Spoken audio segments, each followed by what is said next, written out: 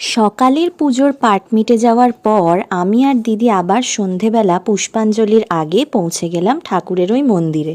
অনেক মানুষের ভিড় দেখলাম সেখানে। তারপর শুরু হলো পুষ্পাঞ্জলি।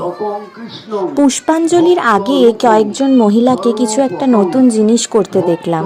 তারা নিজেদের মাথা এবং হাতের মধ্যে ধুনো নিয়ে জ্বালাচ্ছিল।